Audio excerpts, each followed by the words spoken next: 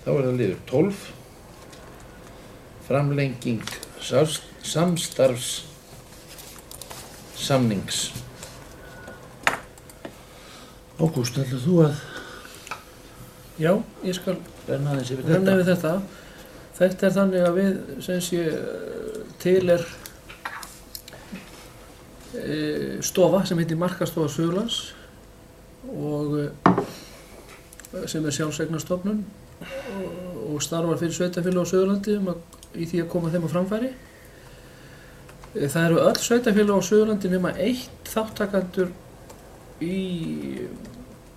formlegi þáttakendur í markaðsstofunni, eða þess að greiða gjald til hennar og eru með samning við markaðsstofuna. Það bara Vestmannaeyjar sem ekki með, en hins vegar eru fyrirtæki úr öllu héraði, á öllu Suðurlandi, líka frá Vestmannaeyjum, svo því sé til haga haldið, beinir þáttakendur í markaðsstofunni. Nú við höfum verið þáttakendur þarna, en það rann út núna áramótin samningur sem var þá til tæplega 2 ára frá 1. júní 2013 ef ég man rétt og út síðasta ár að við myndum greiða sem svarar 350 krónur fyrir hvern íbúa í sveitarfélaginu og taka þannig þátt í því að kosta þetta. Nú þá komið að því að gera nýjan samning og sveitarfélögin hafa hvert á fætur öðru verið að fjalla þetta. Núna bara á síðustu vikum og það sem sé farið fram á það af hálfu markaðsstofunnar eða sem sé forsvarsmanna hennar að við gerum samning til 3 ára og það verði hækkun á þessu árgjaldi fyrir þjónustuna að hún verði 430 krónur á íbúa og miðist þá íbúafjölda sveitarfélagsins fyrsta ársfjórðung árið og undan. Nú það þannig að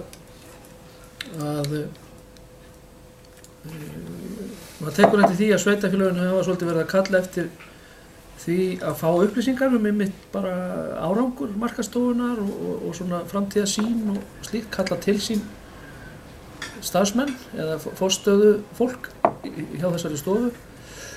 Og stærsta sveitarfélagið, Árborg, samþykkti núna rétt fyrir jólin að semja, sem sé, en bara 1 ár og greiða sama gjald og var en bjóða, sem sé, 2,7% hækkun sem svona í takt við þær gjaldskrárhækkanir sem hafa orðið hjá þeim. En það hlýtur auðvitað að vera mjög mikilvægt að það séu öll sveitarfélögin sem eru þáttakendur í þessu og það hlýtur líka að vera mjög mikilvægt að þau borgi hlutfallslega sömu fjárhæð því annars komin svona skringileg skekkja í þetta. Þá þjónustan mismikil eftir því hvað menn borga mikið inn í þetta eða hvað fá menn mismikla athygli þannig að ég held að það sé mikilvægt að endurskoða þetta og spurning hvort að við eigum ekki að fylgja bara stærsta sveitarfélaginu og afgreiða þetta með sama hætti og þau gera. Takk fyrir þetta, Ágúst. Ég held að það sé akkurat mergurinn málsins að sveitarfélögin eiga að vera samstíga í þessu ef að þau ætla að hafa með sér þetta samstarf. Ég held að samstarfið hafi gengið mjög vel og það hefur verið tekið eftir því sem að Markaðsstofan hefur haft fram að færa og núna í þessari hröðu uppbyggingu ferðaþjónustunnar hér í okkar sveitarfélagi og á okkar svæði að þá auðvitað mjög mikið atriði að þetta gangi bara hnökralaust og vel fyrir sig eins og verið hefur.